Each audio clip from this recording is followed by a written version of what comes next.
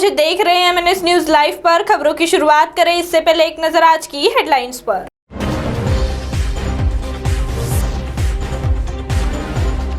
एक ही चिता पर किया 8 लोगों का अंतिम संस्कार। वैक्सीनेशन पर केंद्र और राज्यों में तकरार। आज रात 8 बजे से 7 दिन छिंदवाड़ा लॉक। आइए अब खबरें देखते हैं विस्तार से। एक ही चिता पर किया 8 लोगों का अंतिम संस्कार। बीड़ जिले के अंबोजोगाई में स्थानीय लोगों द्वारा शवदाह गृह में अंतिम संस्कार का विरोध किए जाने के बाद कोविड-19 से जान गंवाने वाले 8 लोगों का ही बड़ी चिता पर अंतिम संस्कार की नौबत आ गई है। बीड़ जिले के अंबाजोगाई में स्थानीय लोगों द्वारा शवदाह गृह में अंतिम संस्कार का विरोध किए जाने के बाद कोविड-19 से जान गंवाने वाले 8 लोगों का एक ही बड़ी चिता पर अंतिम संस्कार करने की नौबत आ गई। इस संबंध में एक अधिकारी ने बुधवार को कहा कि एक अस्थायी शवदाह गृह में जगह की कमी के चलते ऐसा किया गया। उन्होंने कहा कि अंबाजोगाई नगर में शवदाह गृह में संबंधित लोगों का अंतिम संस्कार किए जाने का स्थानीय निवासियों ने विरोध किया था, इसलिए स्थानीय अधिकारियों को अंत्येष्टि के लिए दूसरी जगह ढूंढनी पड़ी जहाँ जगह कम थी।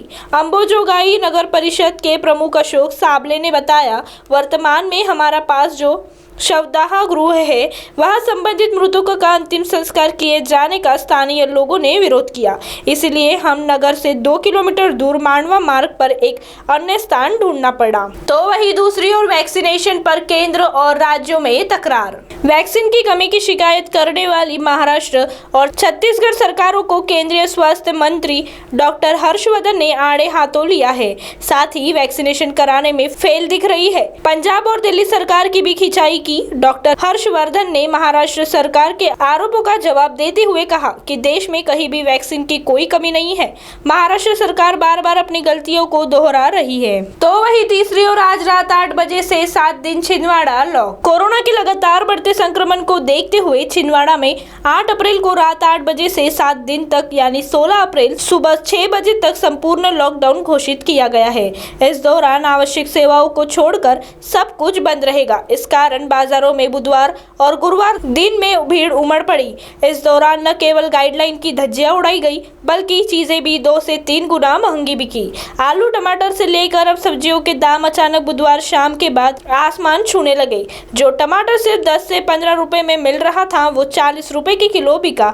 इस दौरान बाजार में कई जगह गाइडलाइन की भी अनदेखी हुई।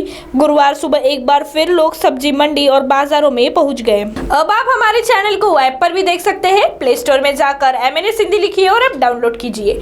साथ ही साथ आप हमारे फेसबुक पेज को भी लाइक कर सकते हैं और उन पर भी खबरें देख सकते हैं। लिंक हाइक ट्विटर इंस्टाग्राम पर भी आप हमारे खबरों को देख सकते हैं। आप हमारे चैनल को यूट्यूब पर भी देख सकते हैं और इस यूट्यूब चैनल को सब्सक्राइब करना ना भूलें।